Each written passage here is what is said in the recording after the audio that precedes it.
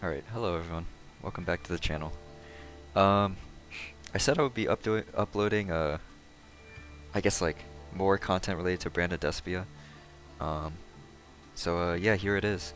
Um, some of the replays that are going to be, I guess like shown in this video, are technically outdated. This is from still last season, or I guess not last season, but this current season. Um, but this was more occurring towards Mathmech format. Um, so some of the cards here are definitely going to be, or some of the decks that I'm facing and matchups are definitely going to be a bit outdated compared to the sprite format that we're going through right now. But I still hope that, maybe that you get some entertainment or you learn a thing or two about from some of the gameplay that I'm showing you today. Um, so as you can see, compared to the last deck list that I posted, this deck list actually looks a little bit different than what I used to have. Um, and that's because I'm running a little bit of a different package, which I mentioned earlier in um, that video that I posted a few days ago. Um, Basically, if you haven't watched it, I urge you to go watch it. That's pretty much more up to date to our current format. But this is the deck list that I basically used going from I think around high platinum to mid diamond. I think once I started hitting like Diamond 2-ish, I started switching up my build, especially with the new cards coming around. But I went on a 13 win streak with this deck. I ended up winning like a lot more games. I think at one point I had only lost like 2 games out of like 20 that were last recorded. I wasn't paying too much attention. I think it was like 18-2. And that was like maybe like the best like 20 game list that I had on my profile. And it was with this deck list. So I guess speaking about this deck, most of the philosophy from the last video that I posted still is the same. We're running 3 Allure Darkness, 3 Tragedy, 3 Albaz, 3 Edgem Chain, like blah blah blah blah blah. Stuff is the same to that end. So I won't talk about that too much, but I will talk about some stuff that I didn't cover in my last video. So definitely about the last video, do check the comment because for one of the replays, I think that there was definitely a more optimal line that I hadn't recognized was actually may have been a bit better. And I never really like covered it too much in depth. And there's another package that I hadn't covered that much in depth that I know people really do like for branded Despia, and that is the branded loss package. So this usually gets talked about like here or there, and if you notice for some of my videos, like I don't actually run this. It is a decent card, but I think the problem with branded lost is that it's one of those cards that it generates a lot of advantage for you if you're already able to play the game. And I'm of the opinion that branded Despia is already a really strong deck even without advantage generating cards like these. Like the thing is, like if you want branded loss to work and get you advantage to get you into stuff like Springin's Kit, Tri Brigade McCourier, etc., you need to already have to either have a way to poly in hand or have access to branded fusion. And honestly, in terms of branded lost, when I'm playing branded, usually the other branded spell that I'm searching out that isn't obviously branded fusion is not lost but branded in red. I think there are only like a few times where like I felt like I missed branded lost. I mean, this card can be really like volatile in the mirror match, where stuff gets a little bit iffy with like what cards and effects that you can and cannot respond to between you and your opponent. And it could be helpful if Bell is like being played so much to the point where it's like you actually need that protection really bad. Because I'm pretty sure, as far as I'm aware, Ghost Bell negates activations. Yeah, it negates activations, which Branded Lost protects against. Branded Lost does not protect against effects. Keep that in mind. Negation of effects. So it does not protect you against, you getting like called by the grave. It does not protect against you getting, Ash Blossomed on Brand Diffusion. So you know, don't get it twisted. Um, so that's my opinion with the Lost package and why I don't run it. I also didn't talk about, I guess, hand trap heavy builds. So the philosophy that I guess I outlined in the latest vid was that, you know, you should be running three, in my opinion, three Albaz, three Tragedy, things of that nature, especially when you're running stuff like Allure of Darkness.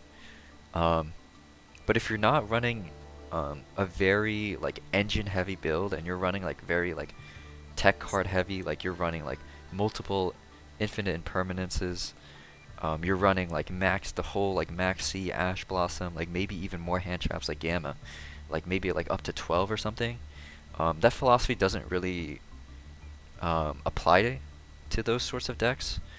In those scenarios, um, running a ton of hand traps in Branded Despia is basically you're shifting the deck to a deck that wants to play through its one card combos. So things like Normal Summon Alibur, you know, activate Branded Fusion. So they're definitely less resilient in that sense. And you don't really have the luxury of doing stuff like polying Albaz in hand or polying with Tragedies, because your hand is actually wants to be filled with hand traps as well, which technically you go minus in terms of like hand advantage for them. So in those scenarios, it's like for those hand trap heavy builds, you're kind of relying on Branded Fusion just like resolving, and that's fine. To that end, you would have to be playing less Albazes because it is technically a brick in those lists like that. You would probably be playing less Tragedies because it's a lot harder to fuse from your hand, especially when stuff is like more clogged with hand traps, to be able to disrupt your opponent. And there are some upsides, especially because I know like in formats like that, or like maybe like heavy combos, like the only way to stop them is with hand traps. Like it can feel like really daunting to even like attempt to break certain boards. Like for example, like Adamantipator, right? It's like they put up like five monsters and just multiple negates, and you just have to pray that you draw your outs. And hand traps like can sometimes like help alleviate like problems like those, where it's like, you know, one perfectly timed hand trap can help stop your opponent from like comboing off like crazy, or maybe two hand traps. And they could be more value than certain board breakers.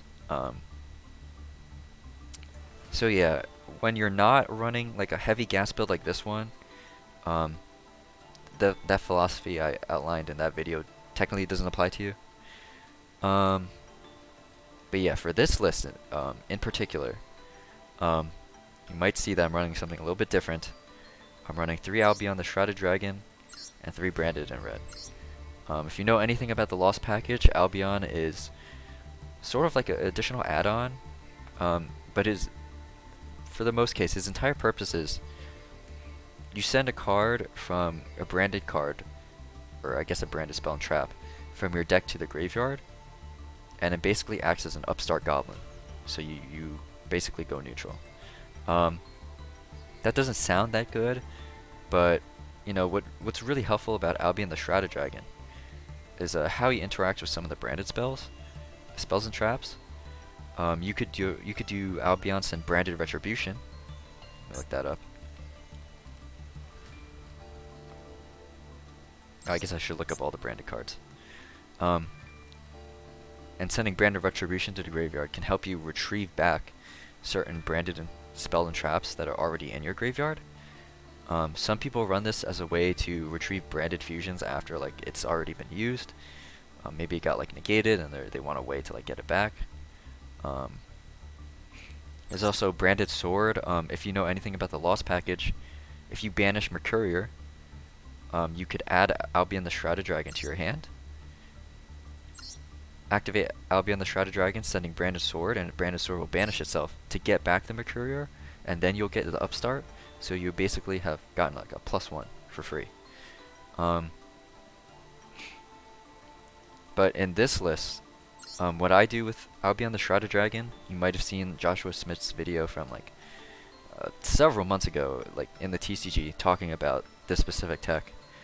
The idea with Albion here is that you can send cards like Albaz to turn all your branded and reds online as an alternative way to play around Ash by using branded and red, get Albaz back, and then fusing to get to your like Lubellion and stuff like that. So it's an alternative way to get to Mirjade that plays around Ash Blossom on your branded fusion, which is pretty nice. Also, the free Upstart Goblins, it is technically once per turn, so it's not as spammable as something like Upstart is. But that can be like pretty helpful for a deck that's like close to 40 like this, playing like only like a few going second board breaker cards, and just like a ton of engine. Like I will not lie, like this package is kind of like thick. You're playing basically 4 additional cards than usual, right? You're playing Albion Shrouded plus an additional branded and red. But I will say, I never bricked with this list. Once. Ever. I mean, like, you have, like, even more dark targets than usual. Albion Shrouded is able to upstart you to get even, like, maybe more useful cards and things like that, of that nature. And branded and red too, like, running multiple copies of this in a list like this, where it's actually more online than it is, like, usually, like, you're fine with seeing this in hand. Because of Albion Shrouded that can send Albaz to turn it online. Though I will say that running 3 means that I'm kind of like 41 cards. It's a little bit above 40 for a deck that like for this at least this list that's basically priding itself on 100% consistency. So I did remove branded banishment, but I didn't really miss it. This was during like Mathmech format, and boards are already easily broken like without the help of banishment, and I didn't want to brick too hard on like pseudo soft bricky like bread and spell and traps. Like usually I'm already just searching branded red like most times either way, so I was fine with cutting banishment in this case. But yeah, this is basically like mostly Mathmech Sword Soul, I believe, if I recall correctly. In this list, my light target is Fairy Tale Snow. I think in some games, especially in the video that you may have seen, I was also running Perform Pal 5 Rainbow Magician. I was only running that for fun, and I have it as a royal. I don't actually think it's as good. It's a little bit cheesy because, yeah, it's a floodgate, and you also might not have cards to, I guess, make use of that to like set in your back row that are that can keep this card online. But generically, like Snow is like really easy to, I guess, like help like OTK with, and also combined with Super Poly, it helps you like more easily access something like Despia and Praskinian, which I am running in this list. It didn't really come up except maybe like once, I think. But yeah, this list is pretty similar to the last one for most cards. I'm not running Gold Sarcophagus because I already felt like the deck was consistent enough. 41 was like as far as I was going to go with this list, and I didn't really feel like it was necessary to add even more like one card starter engine consistency because the deck was already like consistent as is. And my only going second cards were Super Poly and Droplet. Both like really effective with helping like dodge stuff, like remove stuff from the board. And yeah, also Albion Shrouded can send Branded Opening, which can be a little bit like funny in the mirror match because you basically can just disrespect the Mirjade Raigeki as much as you want. But yeah, the list is pretty much the same. I am running Starving Venom.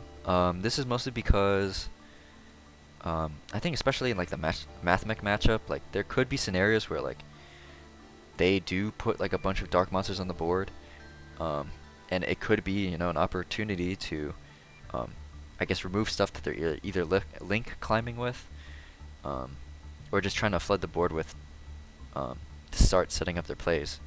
So Starving Venom can be helpful in I guess like removing their dark monsters. It can also like help out towers because if you know anything about the Starving Venom Fusion Dragon ruling, its effect to gain attack doesn't apply on unaffected monsters. It applies the effect to gain attack on itself, basically. So even things like Mathmech Final Sigma, you can use this card to beat over it, even though it's unaffected, because the attack gain effect applies onto itself. But yeah, Dragostapelia, you know, standard. Titaniclad Yash Dragon, I mentioned this before, I used it as an alternative Sen target. For Mirror Jade, 2 Albion, Croritis, which is really helpful in the Mathmech matchup. And you'll see a couple of games making use of him. Masquerade, Mirror Jade, Lubellion. I think for a list like this, you could actually consider cutting Lubellion to 1 because even though I'm not running comedy, I'm running like additional branded in reds. So that means that, you know, dodging targeting is actually a lot easier. Or I guess it is about like the same. But yeah, from my climb, like with this deck list, like there wasn't that many points where I was like, dang, like I wish I had the second Lubellion. Cause like a lot of the time I was like dodging targeting, like using branded and red on Lubellion, things of that nature. But you know, 2 is just bog standard. Technically, this deck is pretty much all monster focused, is something that I realized. So here's a funny card that you could use. You might have seen like maybe recent TCG lists using this. And there were some, I think it's like some Chinese or Japanese lists that were using this in their deck lists.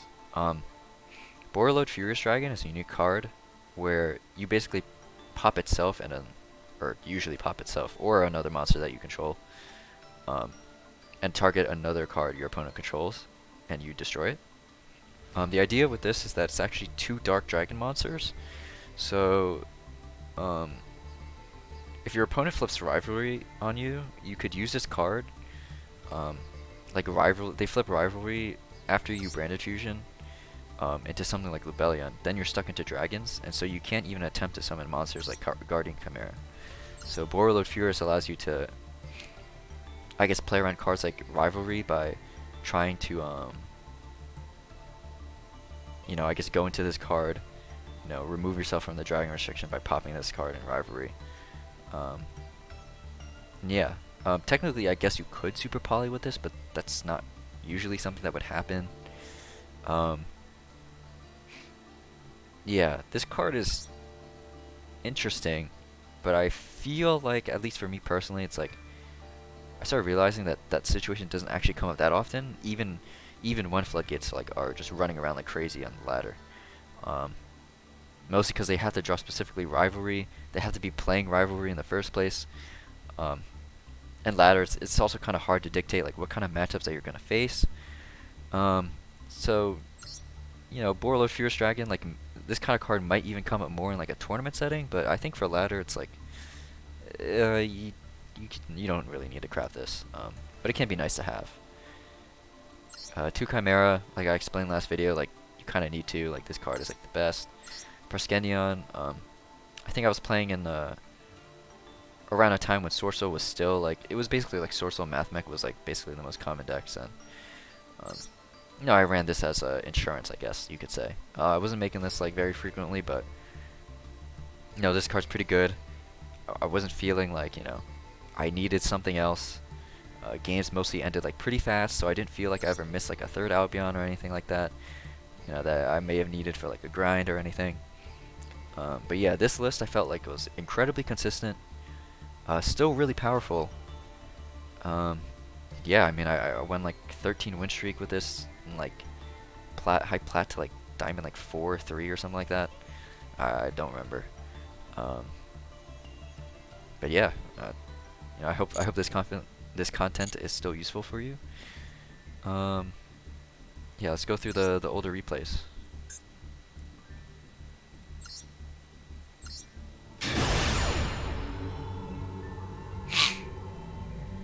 Yeah, I don't really have any plans for like running Despia in the future. I'll probably like learn like some like sprite variants and stuff like that, but at least for this deck, I think it's, you know, it's sad to say, but it, you know, kind of hit its limelight already.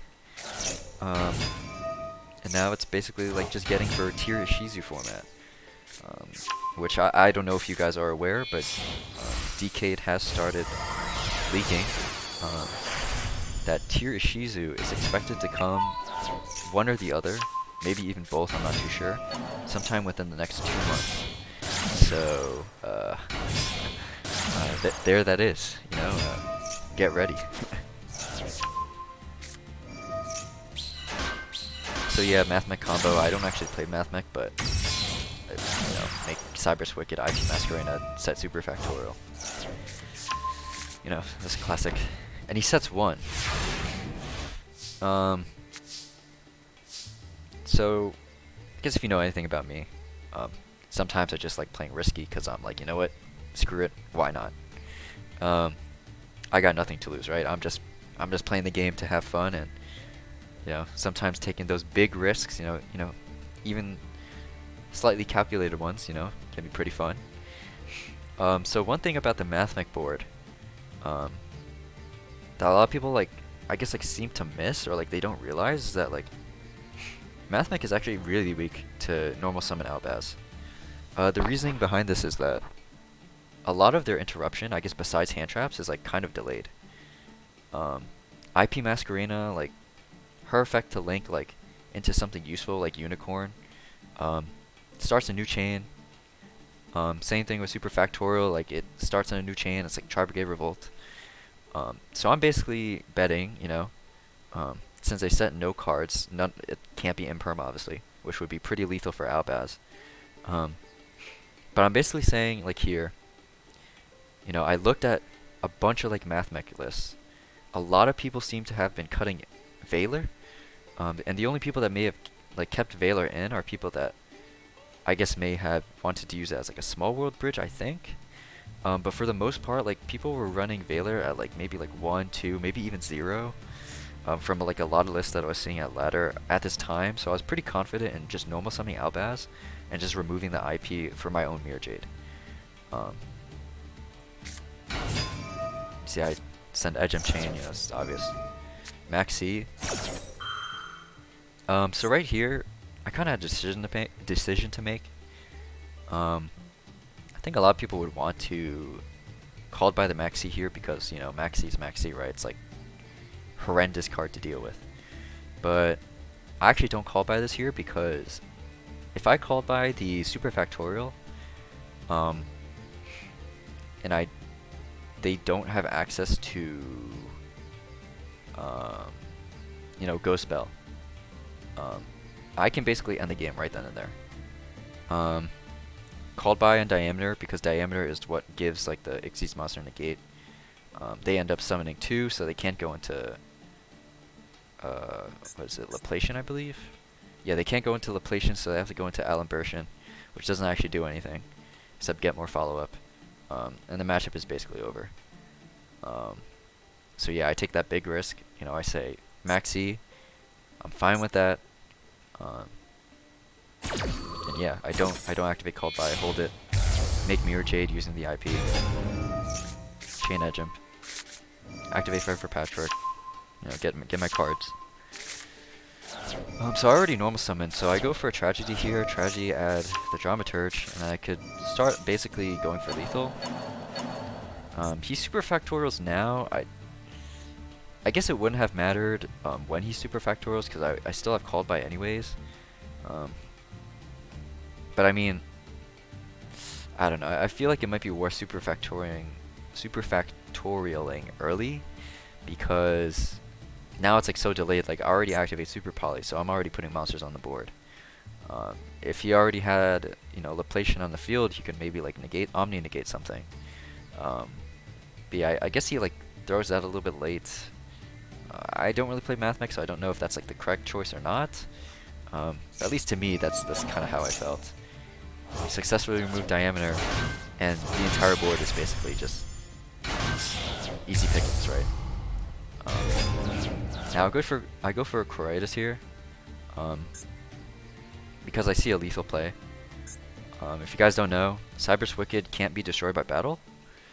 which is actually like kind of useful because even if like they have like a bunch of bodies here, I could just reduce Cyber's Wicked's attack to 0, put a bunch of bodies on board like Drama Turge that I'm doing right now. Activate Korea's effect, reduce their attack to 0. I don't even have to activate Mirror Jade effect, but I do it anyways. Yeah, I just crash into the Cypress Wicked, and it's basically game. Yeah, simple as.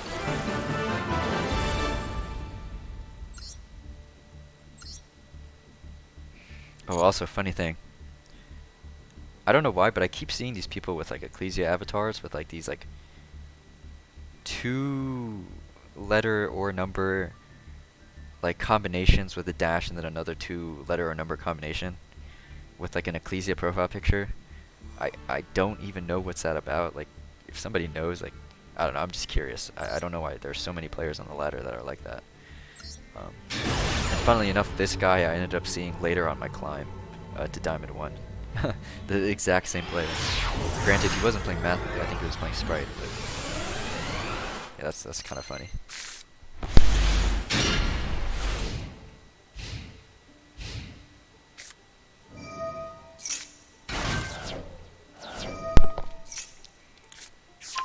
So, this matchup is actually Adventure Brand and Despia, and I mean, opening and Enchantress is just, yeah, they open nuts.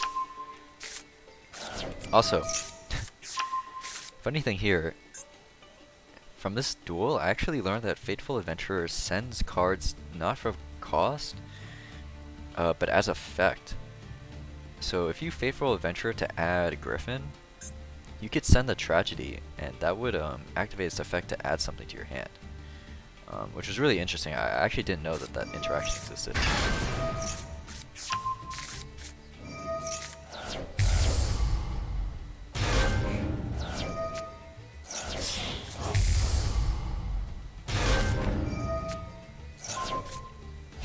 Yeah, at this point he does not add Adlib, but I'm just going to assume that he has it in hand. Which is probably why he added Comedy, to help like play around Interruption better. But I, obviously don't have anything. Yeah, basically this guy has both Branded in Red and Branded Banishment set. Which, I could assume that's Branded in Red because, why would he set Banishment, right? So basically this board is kind of crazy. I go Gold Sarcophagus for Despian Tragedy, pretty standard. Tragedy, add Adlib, activate Fire for Patchwork. And yeah, as for this stuff, my opponent should be knowing that I'm playing Branded Despia basically, so there's no reason for him to negate stuff when he could get absolutely punished by Brand Infusion. Though I have seen some people like on ladder just randomly blind negating Patchwork and Allure Darkness, so I don't know, but he's correct for like holding on to the negates. Then I use Albion to send Albaz. You'll see later on that in this duel actually it's correct for me to send, or it would have been optimal for me to send Opening. But I end up sending Albaz like for maybe like the small chance that I draw into Branded in Red. But since I already don't have Branded in Red in hand, like the chance is actually like kind of slim. I could just send Opening for like a way to, I guess, avoid the Mirror Jade Raigeki in the end phase effect. But the reason I sequence my cards in this way is because usually for cards that like draw you into new cards like Albion the Shrouded Dragon, you kind of want to search through like your engine pieces in deck first, and do what's called deck thinning, and then do your draw effect. To maybe like hopefully draw into like more powerful cards like some non-engine stuff like Super Poly, Forbidden Droplet. You'll see I actually get rewarded for doing it this way here. Yeah, I draw into 2 Call Light Graves. I got really lucky with this game, honestly. I think that it would have panned out a lot differently had I it would have panned out a lot differently had I not drawn that Called by the Grave. I would have had to let at least one of these back row go through. But at least for me personally, I'm of the opinion that you should not let Branded Banishment go through. Um, at least in the mirror match, um, usually the person that is able to resolve branded banishment last, in my opinion, like usually wins. Um, and if one person has banishment and the other doesn't, the other is at like a severe disadvantage if they let it through. I mean, like their entire field becomes super polyable away with like Starving Venom or even like Drago Sepelia, and then they plus off of that even harder by reviving a monster from the graveyard. So you can absolutely not let banishment through at like all costs. So I go for a standard play here. You know, I'm just trying to force out negates. I go Chimera Chainlink 1, Edgem Chainlink 2, Adlib Chainlink 3. Technically, I think I just do Edgem just to, I guess, maybe secure like more follow-up in the form of Fight for Patrick for later turns. And I just do Adlib last because special summoning something like Aluber is, I mean, it just puts a body on board, but it doesn't really do anything. So I guess that's probably why I chained like Adlib last, but I mean, if you want to push for damage, but I don't actually see lethal here, personally, so I put Adlib last because I don't actually care about its effect to revive something. And I highly doubt that I'll be using it this turn, so I'm not too worried about just like throwing its effect out the window. Funnily enough, we got Chainlink 2. For some reason he negates this. I don't know why. And he gets like hard punished for negating. Like there was no reason for him to negate that because, you know, I'm like, wow, you don't have an Omni on board anymore. He activates Branded in red, I called by. He activates Banishment, I called by. Unless he has Ghost Spell, it's just doomed.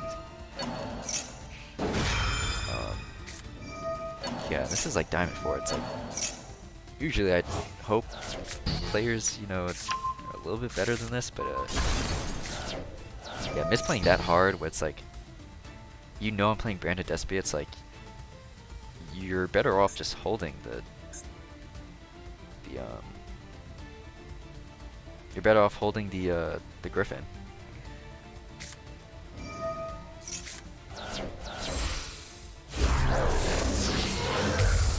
Oops.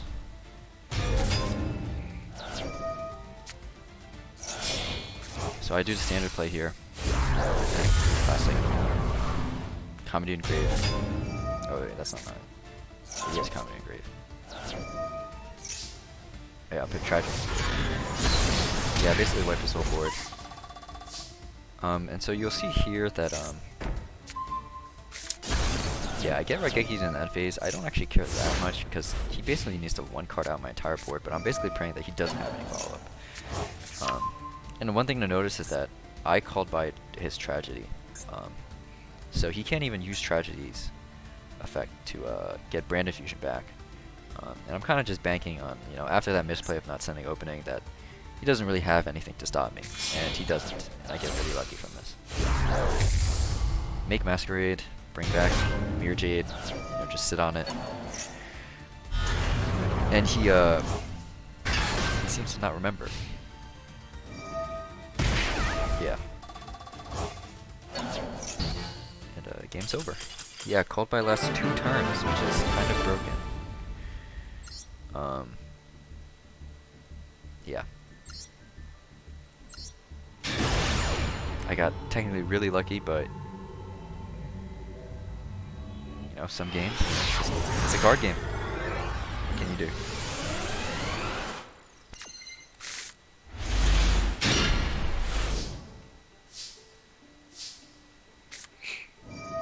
So I Foolish Bro here for Tragedy. I don't shotgun the Allure of Darkness because I am greedy as all hell. And honestly, yeah, I just, you know, play like really hard into Interruption here. And I send I'm even more greedy by sending Ad Libitum here. Yeah, basically, what goes on here is that I'm basically praying, you know, Branded Fusion resolves, he doesn't have any interruption, you know, praying that happens. You know, hopefully I could send Edge Imp out of the hand, you know, get my patchwork going, you know, discard it, you know, and then have like a extra copy that I could just like toss out. And I'm like, you know what, maybe I'll just be even more greedy and said ad lib to the graveyard, which you can do off Branded Fusion instead of Comedy. And what is it? Instead of like insulating my Lubellion from like getting hit by stuff like Valor, Imperm, I'm just saying, you know what, you would hit Aliber if you did have those cards. And you know, I'm praying you don't have Ghost Spell to negate Lubellion. If you don't know, Ghost Spell does negate both your Lubellion and Albion if they're not like being chain blocked. So that is like 1 point of interruption that you can't even use like Branded in Red or Despian Comedy to dodge, because it's just a hard negate. No targeting or anything like that. But he doesn't have anything, so I just greedily play into it. And then I start alluring here. And it actually sort of works in my favor here. I get a little bit lucky. So I toss the extra edge imp. Draw into more dark targets. I toss the duplicate Albion. Use one Albion, send opening. So now I have destruction protection. Draw into another Albaz. Which is like so useless, but no, whatever. Yes, that super poly said Branded in Red. And this board is like a little bit kind of low tier, but it's good enough. And so the reason why I chain Branded in Red to this small world here is, at least for Mathmech format, the opponent can actually use small world to search out something like Ghost Spell. If that happens and you don't have something like Branded Lost to insulate your play, you're kind of screwed. So because I'm not playing those cards, I kind of have to shotgun the Branded in Red early and go for something like Dragos Stapelia or Masquerade. And he has Call by anyways, so it doesn't actually matter. Yeah, I'll basically just play through this here. You know, he does the thing, gets the circular in hand, blah blah blah blah blah. And right here is really interesting. He sends multiplication. So what this kind of tells me is that my opponent could be very well not playing a standard Mathmech build. Mathmechs don't usually play multiplication unless they're playing like one specific card, which is Final Sigma. So I guess it is like a little bit important to know like how your opponent's deck works, like at least on a very high level. So multiplication, like this kind of like worries me a little bit, right? Because at least for a deck like Branded Despia, having an unaffected like big massive beatstick body like just sitting in the extra monster zone can be kind of like annoying to out.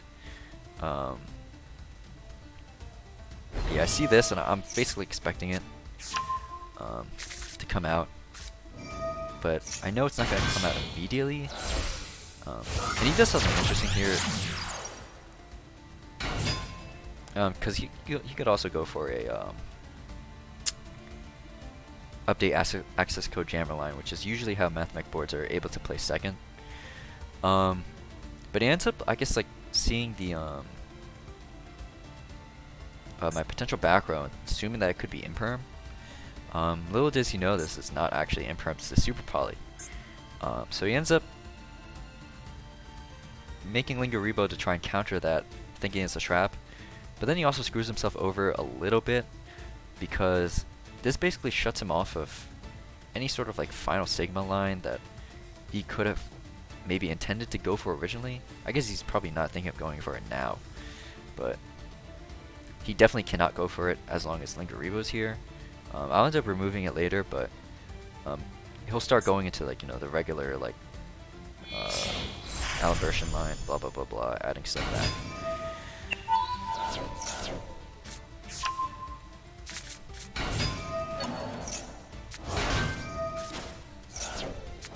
And he does something interesting here. He goes for Geomathmech Magma.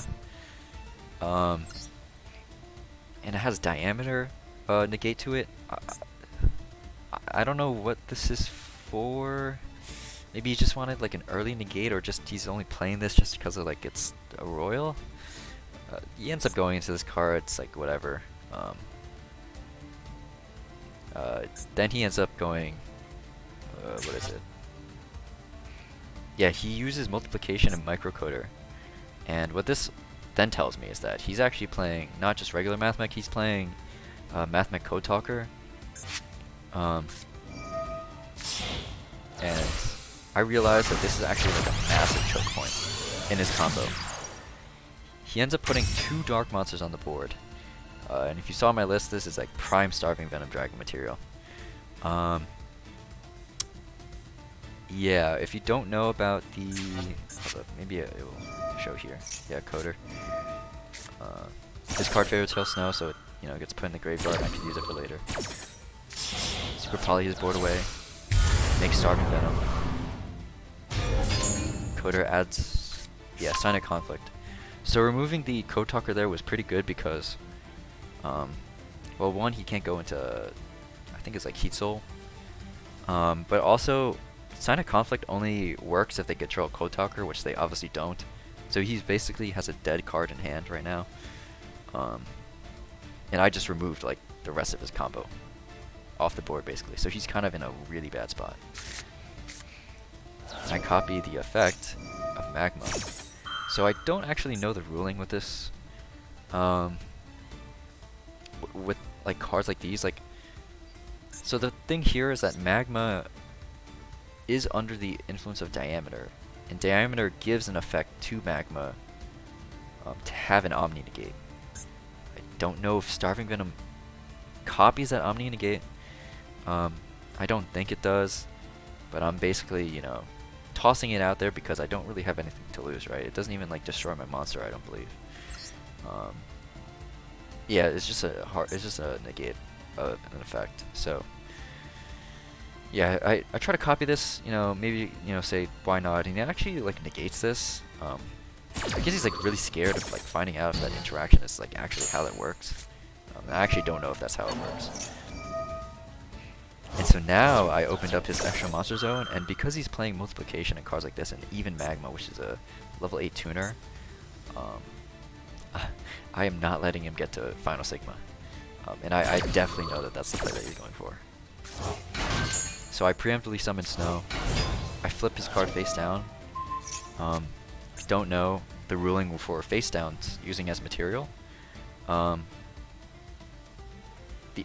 believe the only cards that work with, or the only mechanics that work with face down cards are rituals and fusions. And that's basically based on the premise that those summoning mechanics work from private knowledge areas like the hand. So I guess they made a consistent, like ruling consistency in that, I guess if they can use private knowledge areas like the hand without actually like revealing until like as they're summoning it, they're able to use face downs, or rather your own face downs. You can't use your opponent's face down, because it's technically like an unknown card, but you could use your own private knowledge area cards. And that only applies for fusions and rituals, I believe. But definitely fusions. I know that for 100%, right? But stuff like linking, synchro summoning, like, nope. Yep. Flip face down, he has no play.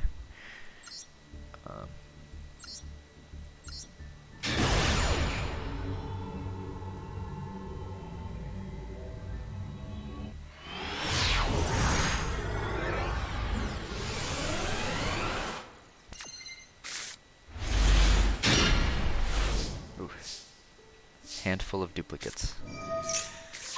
Yeah, this is definitely one of the more, I guess, like lower quality hands that you could feasibly see in like Branded Despia, where you draw multiple of like, let's say like the Edge and Patchwork Poly Engine, and seeing a duplicate of Alibur is kind of useless. Luckily, I don't get negated at any point along the way, so I got technically lucky with a game like this. And I do something funny here. I try to spice things up, and I add Dramaturge. Usually Adlib is like a better, usually the card that people go for. I mean, it opens you up to like easy Chimera lines without, having to throw your Mirror Jade into the trash. So I poly here. Poly for Edgemp and Dramaturge, so I keep another Despia. And I could go for like a double Masquerade here. But I do something really misplay, and it's a play that I haven't talked about in the last video. So I chain Mirror Jade to my own Dramaturge, and this is actually incorrect.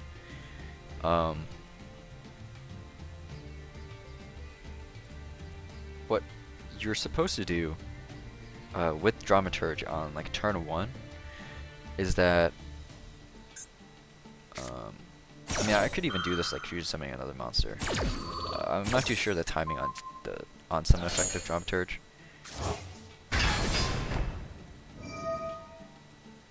Oh, I already removed the monster, yeah. So I could have gotten another Masquerade turn 1. But the thing is that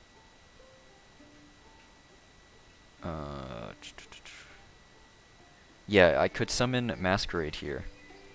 On Masquerade summon, I chain Mirror Jade's effect, and then I chain Dramaturge of Despia's effect, and I would be using like both of the Alibers for the fusion summon Masquerade. And so what would occur here is that Dramaturge will resolve as Chain Link 2, negating the Mirror Jade, and Mirror Jade doesn't actually have to banish anything, but I'm still able to send Albion to the graveyard to set up a Branded in red for the end phase. This is not like a thing that comes up that often, but I think if you're running Dramaturge of Despia, it's like important to know that you could like negate your own Mirror Jade so that it retains its banish for next turn, because like I mentioned last video, the restriction that it can't use the banish next turn only applies if it successfully resolves. So the only thing you actually care about is, or you don't actually want to banish your own monsters, you just want to send Albion to graveyard to get that was it Branded in red on the field. So you could use Dramaturge as a way to negate your own monster, help you retain that banish, and yeah, you're set. You basically have the best case board here would be using both of the Alibers. I would have two Masquerades, the Mirror Jade with its banish turned on, and Raigeki. I would have Dramaturge, which represents another interruption, and then I would have Branded in red, and yeah. So instead I end up on this like really mid board with like a turned off Mirror Jade with one confirmed interruption if my opponent like summons an extra deck monster, and then one Masquerade. Doesn't end up mattering for this game, but I think like recording games like these and recognizing that there's like a better play to be made is useful. And if you didn't know about this interaction, well, now you know. You could use Dramaturge to negate your own Mirror Jade.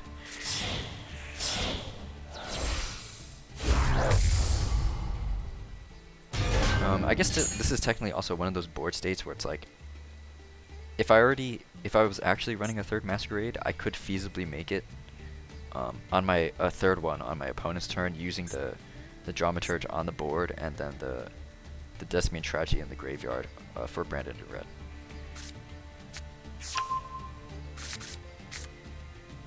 But turns out that my opponent literally has no interruptions.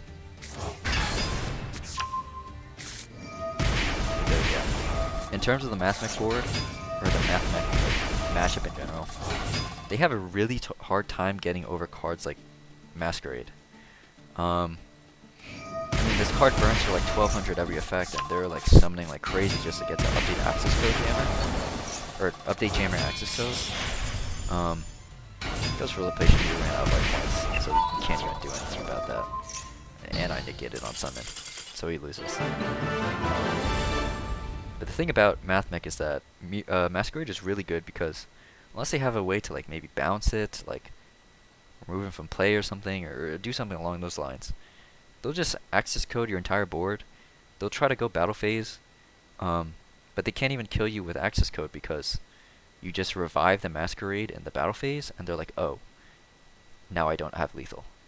So Masquerade is actually really good, and it also burns them for like a ton of life points because of the amount of effects and things of that nature that they have to go through.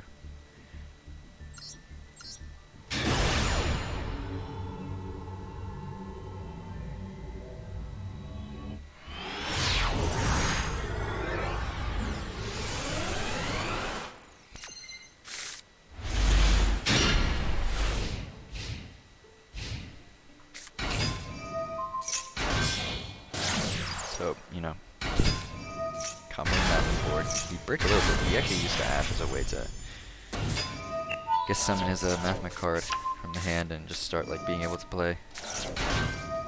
Which is like kind of interesting.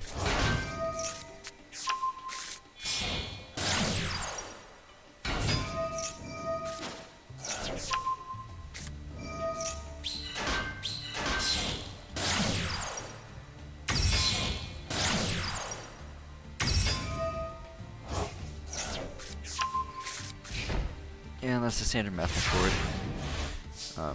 Nothing too out of the ordinary. And I draw Edge of Chain, which is like the craziest, like the best draw ever. He ashes my Brand of Fusion. I have called by. Yep. So I go for Albion here. The reason why I do this is because what is it? I actually am trying to push for game here. So what I can either do is and I already have access to Tragedy, so you know that's pretty nice in my starting hand. I could do Albion, go Lubellion to Mirror Jade or something like that. But I think what the better play that I identify here is, and I was running a Fire Rainbow Magician for fun here. Nothing. Don't worry about this card. It's not even relevant here in this matchup, anyways, or not matchup. This game in specific. But what I actually go here is identify that I should actually kill on this board, and I go for Coritis, which also puts up, like I said last video, another interruption in the form of like Albast that I can threaten with if he attempts to remove my monster. That is actually no problem for me though, because yeah, I have droplets in hand. And I'm allowed to go into Christ here because, you know, I have access to the Despia monster. And Tragedy, funnily enough, allows me to continue adding stuff. So I definitely have lethal here. Droplet for 2. Could send like all these other useless cards that I don't need, that I've already used. Just, yeah.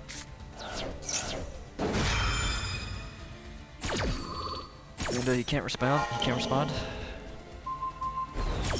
Negate his only interruptions.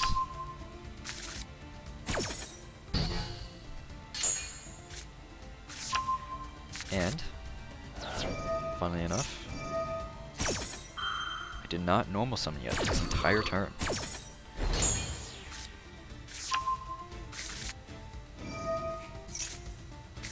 So add Patchwork, use Patchwork. I pretty much have lethal.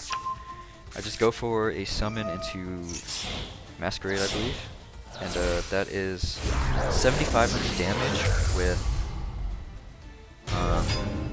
yeah. I mean, it's 7,500 damage and puts about 500 life points after I use the Coritis effect, and I just start crashing into his monsters because they all have 0 attack. But technically, you could use Braided Red and crash into monsters, you just can't attack directly. And I could just like summon another monster out and hit for face again if I really wanted to. But yeah, using Coritis on a Mathmech board is pretty important. They have to basically contend with it or watch their whole board just get murdered in the battle phase. And it's really annoying because of its floating effect. So yeah, those are all my replays. Don't think I have any more branded Despia replays that probably aren't either outdated or lost because I haven't saved them to my profile. So that's pretty much all the stuff that I have to show you guys. But yeah, hopefully that was useful in some form. You know, I made some mistakes, but you know, hopefully this stuff helps you learn at least a little bit. And yeah, thanks for watching.